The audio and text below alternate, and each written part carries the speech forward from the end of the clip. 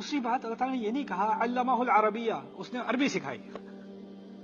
تو قرآن تو عربی میں ہے نا، تو تمام انسانیت کو عربی سکھانی چاہیے تھی. لوگ کہتے ہیں اگر واقعی قرآن میرے لیے ہے تو عربی میں کیوں ہے؟ میں تو اردو بولتا ہوں، میں پنجابی، میں سرائکی، میں سندھی، میں جو بھی زبانیں ہیں دنیا کی، بھاشا ملائیو ملیشیا میں جو چل رہی ہے زبان، ہم نے تو عربی نہیں سیکھی. میرا کیا قصور مجھے عربی نہیں آتی؟ اس کے دو باتیں آپ کے سامنے میں رکھ دوں. پہلی بات یہ ہے کہ اللہ تعالیٰ نے تمام زبانیں سکھائی ہیں، صرف عربی نہیں سکھائی.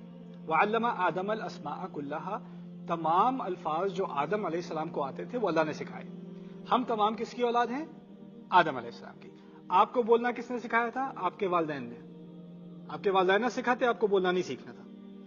ان کو ان کے والدین نے، ان کو ان کے والدین نے، ان کو ان کے والدین نے، پیچھے چلتے چلتے چلتے چلے جائیں، کہاں تک پہنچے گی بات؟ آدم علیہ السلام. یعنی ہم تمام جو بول رہے ہیں نا آج، وہ آدم کے سکھائے ہوئے الفاظ ہی کی اولاد ہیں. زبان کی بھی اولاد ہوتی ہے جس طرح انسان کی اولاد ہوتی ہے.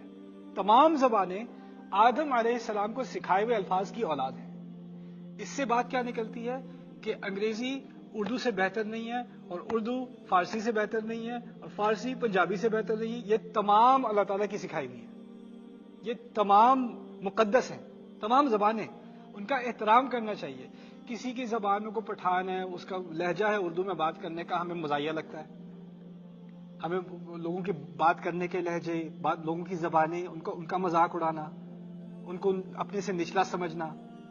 جو اردو بولتا ہے اس کو پنجابی جاہل لگتی ہے، جو پنجابی بولتا ہے اس کو پشتو الٹی سیدھی لگتی ہے. مذاق اڑاتے ہیں کہ نہیں؟